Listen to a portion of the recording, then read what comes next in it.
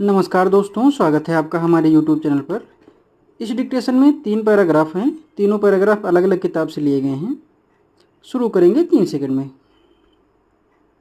कृषि और संबद्ध क्षेत्र ग्रामीण विकास की प्रक्रिया के अभिन्न और महत्वपूर्ण अंग रहे हैं। ग्रामवासियों के जीवन की गुणवत्ता और आर्थिक कल्याण में सुधार के साथ साथ राष्ट्रीय विकास में भी इनका योगदान है।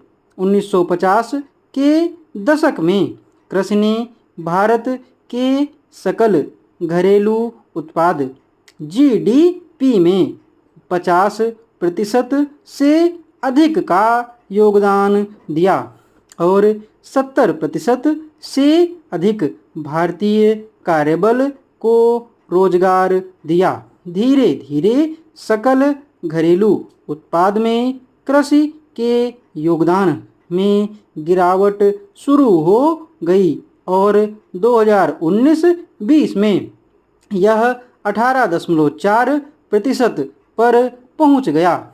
रोजगार प्राप्त श्रम बल का प्रतिशत भी गिर गया, लेकिन इसमें गिरावट उतनी तेज नहीं थी जितनी जीडीपी में योगदान के लिए थी। 2019-20 में भारत में श्रम बल का 46.5% कृषि में कार्यरत था।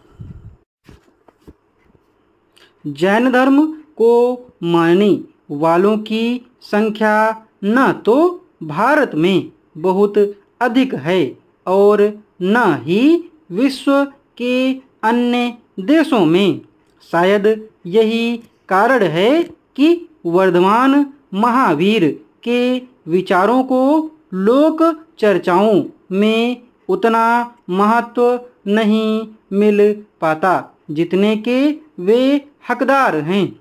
महात्मा गांधी की जिस अहिंसा ने भारत के स्वाधीनता संग्राम को दार्शनिक व भावात्मक आधार दिया था, वह महात्मा गांधी को वर्धमान महावीर से ही हासिल हुई थी और इस बात को खुद महात्मा गांधी ने खुलकर स्वीकार किया है। परंतु वर्धमान महावीर का योगदान सिर्फ अहिंसा तक सीमित नहीं है। ध्यान से देखेंगे तो हम पाएंगे कि आज हमारा समाज किस प्रकार की सामाजिक नैतिक समस्याओं से जूझ रहा है। ऐसे में महावीर के विचार प्रकाश ग्रह की तरह हमारे मार्ग को प्रदर्शित करते हैं।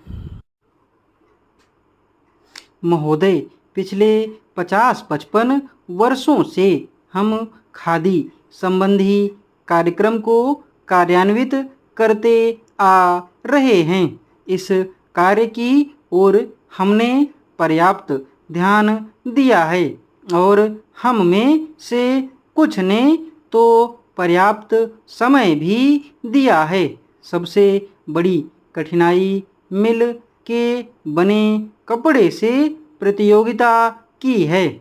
एक और कठिनाई यह भी है कि सदा इतनी खादी उपलब्ध नहीं होती जितनी कि उसकी मांग रहती है।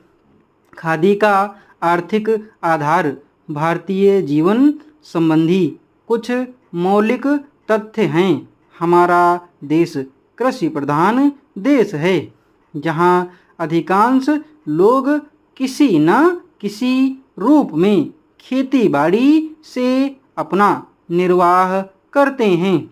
यदि आप एक किसान के जीवन पर दृष्टि डालें तो आप यह देखिएगा कि उसका खेत बड़ा हो या छोटा, वह और उसका परिवार वर्ष भर बराबर खेती के काम में ही व्यस्त नहीं रह सकता। उसे काफ़ी समय बेकार रहना होता है। दूसरे रोजगार की खोज में वह अपना घर छोड़कर नहीं जा सकता, क्योंकि खेती के काम में कभी कभी निरीक्षण की आवश्यकता होती है। यदि बेकारी का वह सब समय जब किसान व्यस्त नहीं होता खादी तैयार करने के काम में लगाया जाए तो देश भर की आवश्यकता के अनुसार खादी मिल सकती है। इस डिक्टेशन की स्पीड 85 शब्द प्रति मिनट रही है। लास्ट में थोड़ा सा फ्लैक्चुएशन किया था।